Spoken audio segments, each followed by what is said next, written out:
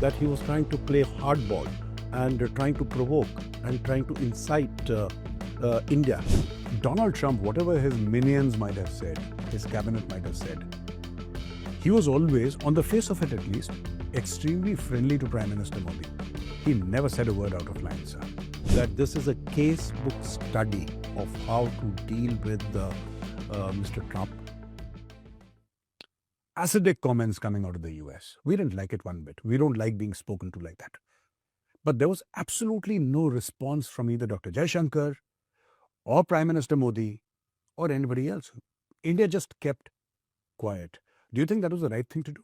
No, absolutely. I think that was because there was no point in getting into a verbal duel with the minions of Mr. Trump, because that is what they seem to have suggested, that he was trying to play hardball and trying to provoke and trying to incite India, sort of get into this, and so come at to a position where it would be in a position of a supplicant. That is what India didn't want. India maintained its dignity, and India continued to do what it had to do. It was very sober. It was very restrained. It did not respond in the same measure. I think this will really be seen. Many people I have heard, they have said that this is a case book study of how to deal with Mr. Trump. Both, I think, both ways. When we were on a good wicket in February 13th, if you remember, just about a year ago, when Prime Minister Modi went to Washington, D.C., within a month of President Trump having been sworn, because, that is the early movers advantage, that you wanted to sort of, sign the deal so that there would be no uncertainties for the rest of the term of Mr. Trump. That didn't work out because of the reasons that we have discussed just now.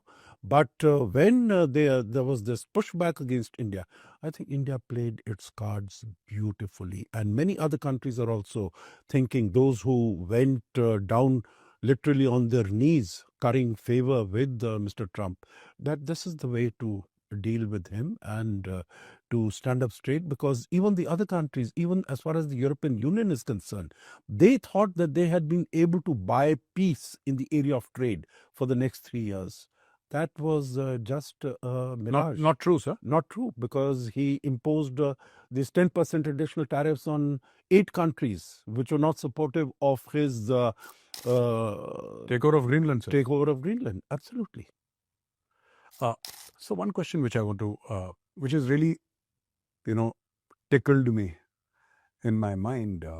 Donald Trump, whatever his minions might have said, his cabinet might have said, he was always, on the face of it at least, extremely friendly to Prime Minister Modi. He never said a word out of line, sir.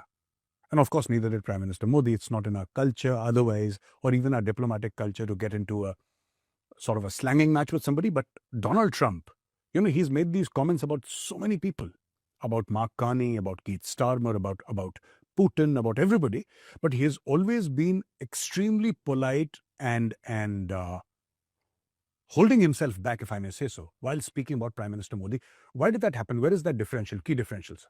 Yeah, no, you're very right. I think he has treated his allies and his partners much worse than he has treated his adversaries. He has always addressed Xi Jinping with respect, because he thinks, even as far as Kim Jong-un is concerned, you remember, meaning he's met him twice or thrice in his first term. Yes. And he has never really had any harsh words to say, like he has said about Macron, about his glasses, and about even Friedrich Merz or Keith Starmer or Carney or anyone else, Sheinbaum, the Mexican president and all. He said so many made such unpalatable comments, but not about his adversaries, normally not about Putin, definitely not about Xi Jinping, and also about Mr. Modi. So he has been, I think, walking that fine line. Although at times I must say that some of his comments about Mr. Modi, he has tried to mimic him and all that sort of things.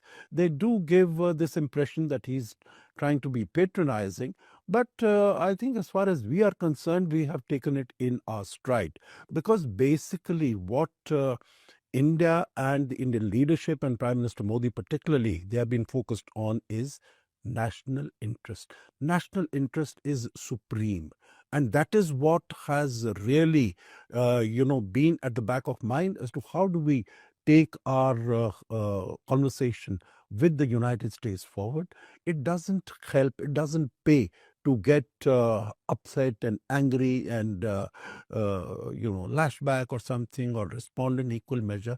Maintain your cool, develop your strength, and speak to the other party with strength.